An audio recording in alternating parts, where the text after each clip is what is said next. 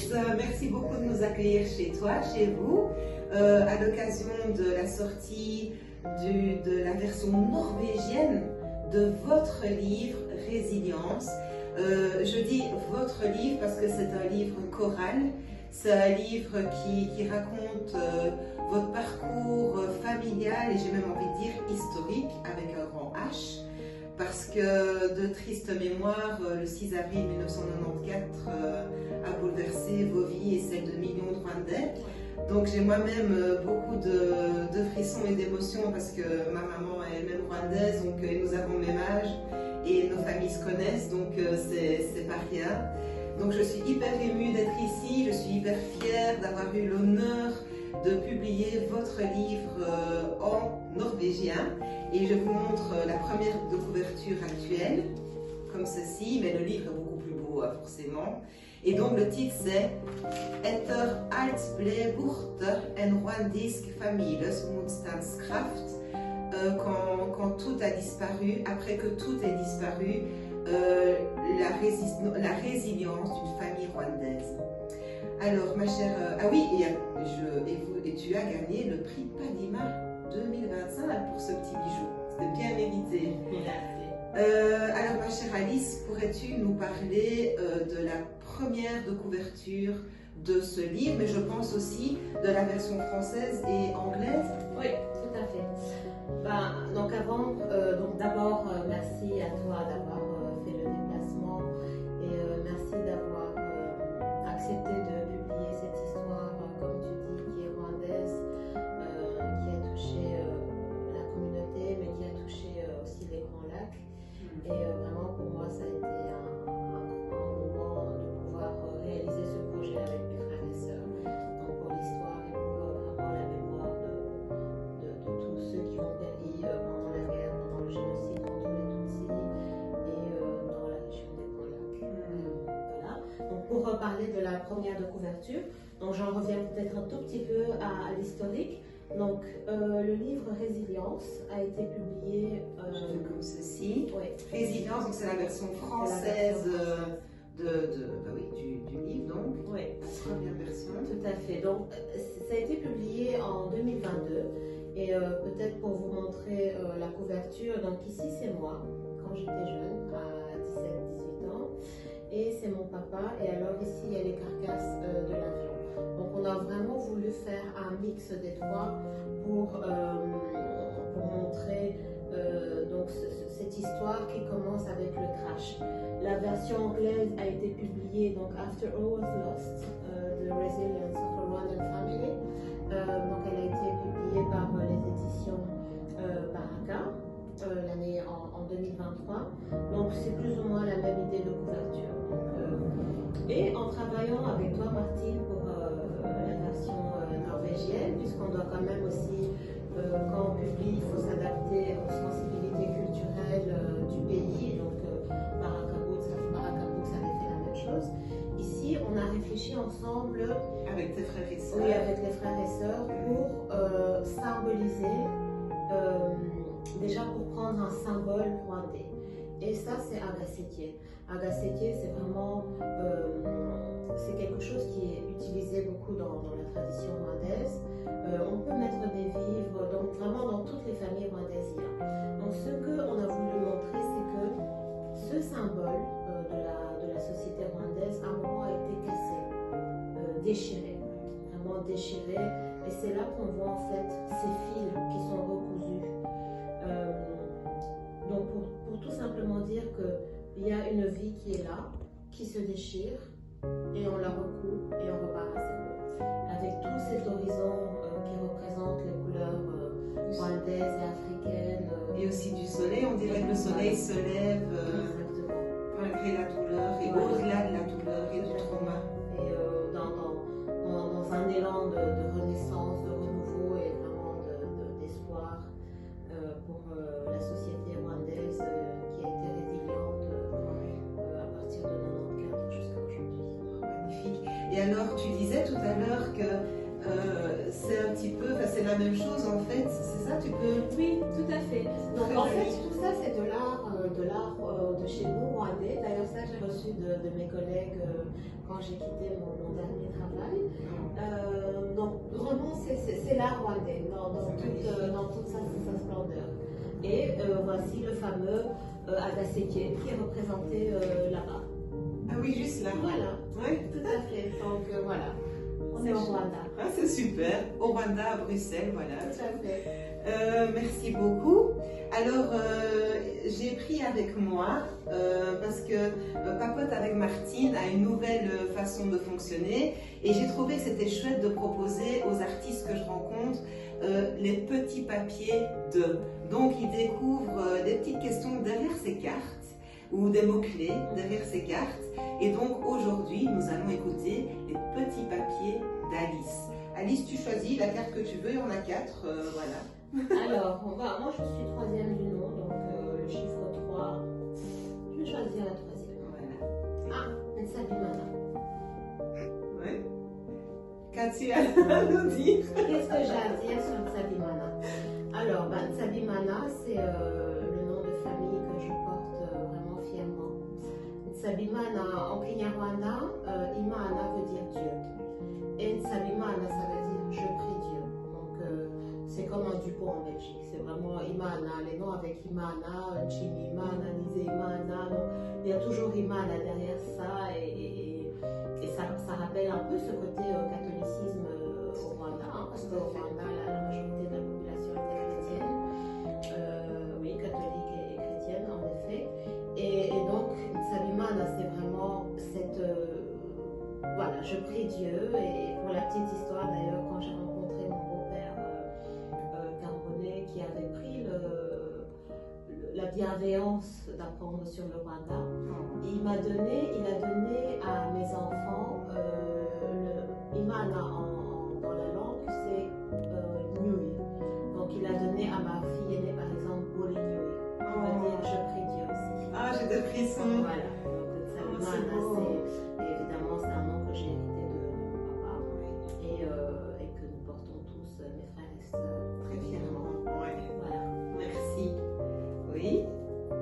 Une nouvelle carte. Nouvelle carte. Voilà, la première. Le 6 avril 1994. Alors, pour moi, c'est une date fatidique parce qu'il y a un avant et un après 6 avril. Donc, avant le 6 avril, j'étais sur une trajectoire, j'ai envie de dire, annoncée. J'avais 17 ans, j'allais avoir 17 ans. J'étais en 4e secondaire, j'étais à l'école, j'étais dans un pays où il y avait la guerre, où il y avait des tensions politiques, mais je me voyais vraiment étudier, peut-être venir faire ma vie en Belgique et puis retourner au Rwanda, me marier au Rwanda, avoir mes enfants au Rwanda, donc faire ma petite vie au Rwanda. Et puis boum, le 6 avril 1994, c'était un mercredi, à 20h30, on est assis, on a passé une journée normale après les vacances de Pâques et on attendait papa qui était parti en mission à la journée. Et à 20h, aux alentours de 20h30, une première explosion. On était en train de voir La Mélodie du Bonheur. Je ne sais pas si c'est un film que tous les Rwandais ont. Enfin, en tout cas, que c'est Un classique. Un classique. Et donc, vraiment, à peine le générique commence, puisqu'on avait à la maison, c'était militaire papa, mais aussi militaire maman. Hein. Donc, on avait fini de manger, on avait débarrassé, tout était propre. Il restait juste le couvert de papa. Première explosion. Mais comme on avait eu l'habitude, depuis 90 où le pays était en guerre, on avait l'habitude d'entendre des kalachnikovs, des bruits des armes. On s'est dit que c'était peut-être encore une bombe qui avait explosé quelque part. Donc on n'était pas plus étonnés que ça, sauf que le bruit était plus fort. Et maman nous a dit tout de suite de couper la télé, et quelques secondes plus tard, de nouveau. Et voilà, donc c'est l'apocalypse que tout le monde connaît, qui a été malheureusement un déclencheur de tout ce qui s'est passé au Rwanda, génocide contre les Tutsis, l'exode de milliers de personnes et tout ce qu'on connaît aujourd'hui. Donc j'ai dit après parce que il y a un après le 6 avril et ma trajectoire est différente. Tout à fait. Et donc, ce sont aussi les débris de l'attentat commis contre l'avion présidentiel dans lequel était ton papa, entre autres. Oui. Et président? Oui, donc le président, hein, donc c'était un Falcon appartenant à l'État rwandais, donc le président rwandais, Habyarimana Juvenal, ainsi que le président burundais et leur suite. Donc il y avait des ministres, mon père qui était le chef d'état-major, le médecin personnel, donc il y avait vraiment des personnalités rwandaises, sans oublier l'équipage français. Ils étaient au nombre de 4, donc tous en péri sur l'eau. Les débris sont tombés dans la résidence du président rwandais parce que l'avion, parce que l'aéroport était vraiment n'était pas loin. Et d'ailleurs, j'en profite pour préciser à nos lecteurs norvégiens qu'à la fin du livre, à la toute fin du livre Etter alt ble borte, il y a une annexe où il est indiqué que les âmes sensibles sont prévenues parce qu'il était vraiment essentiel pour Alice, ses frères et ses sœurs, de montrer la tragédie et de ne pas enjoliver ce traumatisme. Et donc, même si sur la première de couverture de la version norvégienne, il n'y a pas les débris de l'avion, elles sont bien présentes sur la version française et anglaise, justement pour qu'on n'oublie pas l'avant et l'après 6 avril 1994. Ouais. Tout à fait. Et peut-être juste pour conclure que les photos, en effet, ont été publiées. Il n'y en a pas eu beaucoup. Et ces photos ont été prises par un des fils de Habyarimana qui a eu la présence d'esprit et le courage de prendre des photos sur le moment. Merci beaucoup. Tu peux passer à une autre question? Alors, j'avais pris un peu. Résilience. Non, mais c'est pluie, j'espère. Oui, la pluie belge, oui, j'allais dire. J'espère qu'elle ne va pas gêner. Alors, résilience, mais en fait, c'est un mot, j'ai envie de dire, que quand on choisissait le titre, on a cherché. Résilience, ça pouvait faire un peu bateau, parce que c'est un mot que tout le monde utilise un peu comme ça, mais pour nous, ça a vraiment fait sens parce que résilience, ça veut dire la capacité de rebondir quand tout est perdu. Donc c'est comme ça que nous on se sent. On a été victime, donc pas que nous seuls en tant que la fratrie Salimana, mais je pense vraiment à toutes ces familles rwandaises endeuillées. Et d'ailleurs, en pensant à résilience, on a d'abord pensé à la femme rwandaise, parce que la femme rwandaise, elle a porté la société rwandaise, que ce soit au Rwanda, elles ont été veuves, elles ont aussi été victimes d'atrocités, mais la femme rwandaise a su reprendre le tissu social rwandais. Quand elles sont venues, elles étaient universitaires, elles avaient étudié, mais elles ont tout recommencé à zéro, elles sont allées faire le ménage. Maman a été un bon exemple de ça, elle avait une situation sociale, mais maman, elle a été aide-soignante, elle a été faire les ménages s'il fallait, il fallait qu'elle combine parce que elle avait 6 enfants et il fallait qu'elle nous fasse vivre. Donc vraiment la résilience, c'est aussi derrière ça un message d'espoir de dire que on est victime, mais c'est pas ce qui nous caractérise. On choisit d'être des victimes qui sont passives, des victimes qui on regarde vers le devant parce que bon, la vie est courte, hein, on le sait très bien. Voilà, tu as récemment perdu un être cher aussi, mais on choisit de ne pas s'enfermer ni dans la tristesse, ni dans la colère, ni dans la haine, mais plutôt de regarder vers un horizon d'espoir et de construction, de reconstruction mentale, de reconstruction du pays, vraiment de tolérance et de paix avec qui on vit. Donc pour moi, c'est ça la résilience. Magnifique, merci beaucoup. Et donc la dernière. Fratrie. Alors la fratrie, donc comme j'ai dit, ma maman, elle nous a porté à partir de 1994, donc jusqu'à 2023, 2024, pardon. Ma maman vient de décéder récemment. Et donc maman, c'était tout. C'était papa, c'était maman, c'était la psychologue, c'était l'infirmière, c'était vraiment tout. Elle nous a enseigné le respect de la fratrie, donc on est 6 frères et sœurs. Et on a toujours été très proches, et plus encore depuis que maman est morte, parce qu'on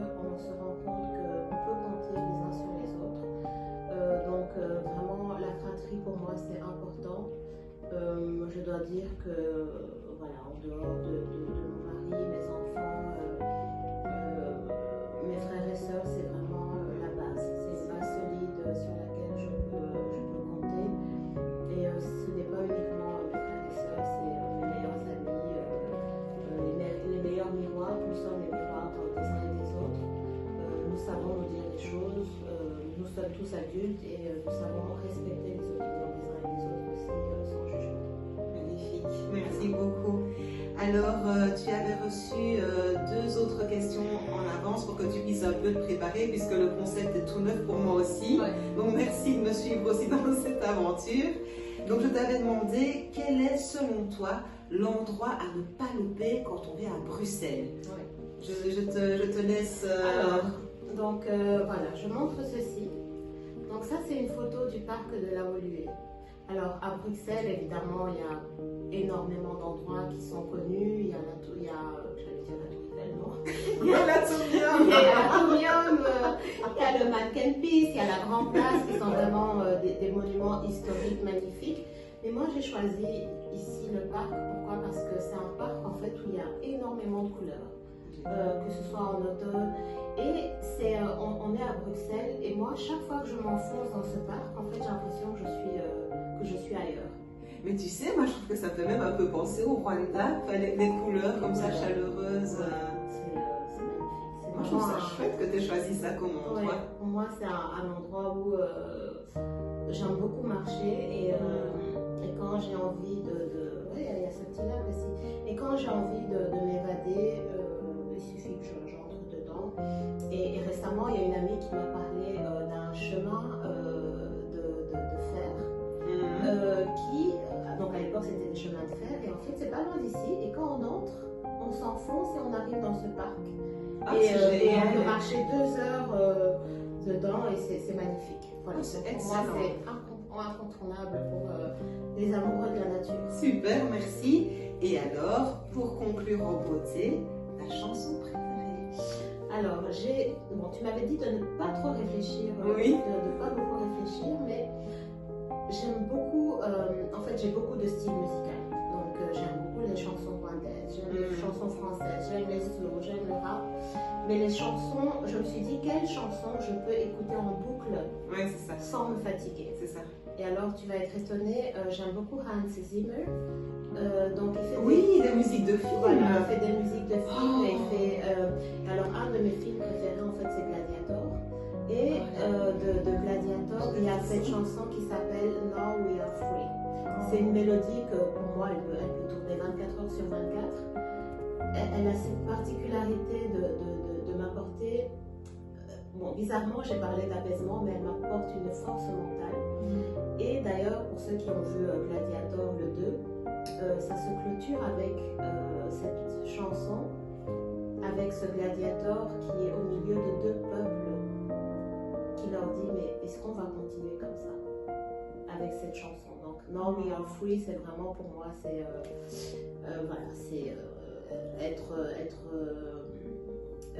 avoir une liberté d'expression, d'agir, de penser et si je dois choisir c'est celle-là, Hans Zimmer. C'est magnifique. Il est dans mon cœur aussi. Moulakose Chanel, c'est juste. Ah oui, ça veut dire merci beaucoup, le peu de rwandais que je peux dire avec un accent francophone à couper comme ça, mais voilà. Mille merci vraiment et que Dieu vous bénisse. Merci, donc voilà, merci à toi, à la caméraman qui est derrière, merci à ceux qui nous suivront, merci aux Norvégiens qui seront assez ouverts que pour aller découvrir cette histoire finalement qui n'est pas... Donc, la dernière chose que je voulais dire en fait, c'est que malheureusement, je pense qu'on est ouvert que pour aller découvrir cette histoire finalement qui n'est pas... Donc, la dernière chose que je voulais dire en fait, c'est que malheureusement, je pense qu'on aimerait tous vivre dans des pays où il n'y a pas de guerre, où il n'y a pas de méchanceté, mais ça nous suit malheureusement jusqu'ici. Mais s'il y a quelque chose que j'ai envie de dire, c'est que nous, on a envie que la paix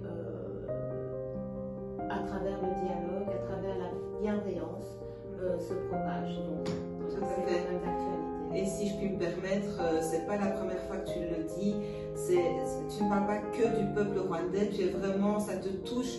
Toutes les guerres te touchent, tous les génocides te touchent. Et je pense que ton message, c'est vraiment pour tous ceux qui sont victimes d'atrocités, où qu'ils soient et quelle que soit leur religion ou leur origine. Je pense que vraiment, ça te tient à cœur et moi aussi. Mais là, on parle de toi.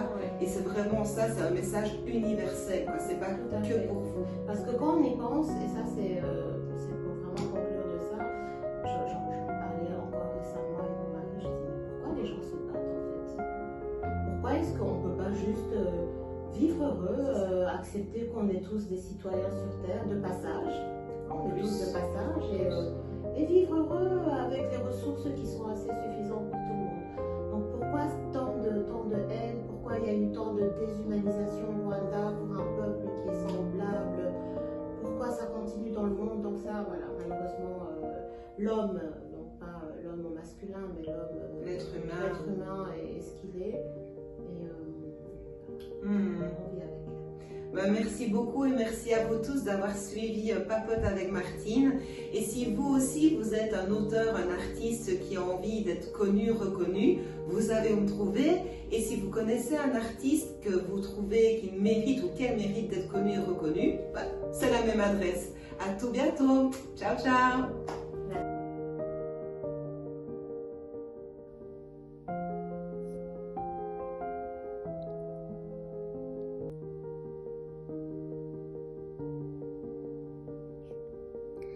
I Rwanda refererer mange navn til Gud, Imana. Vårt etternavn, Tsabimana, betyr «jeg ber til Gud». Våre foreldre insisterte på å gi hver av oss barna katolske navn, men også rwandiske. Navnene hadde enten en veldig spesiell betydning i deres øyne, eller så ble navnene gitt til minne om våre forfedre.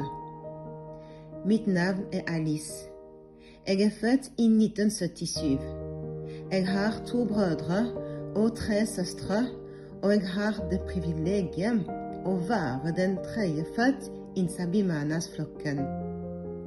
Den 12. april 1994, midt i kaos, presset en styrke som jeg ikke mistenkte meg til å ringe pappas militærrådgiver, som fikk oss evakuert fra Kigali.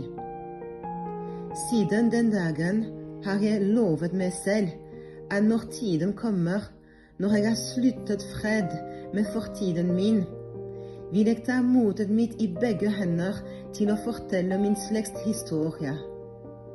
Samtidig vil jeg hylle alle disse heltene og begynne med pappa, som omkom i sitt lands navn. Jeg vil hylle de utallige uskyldige livene, og dem som hadde mot til å redde liv med far for sine egne.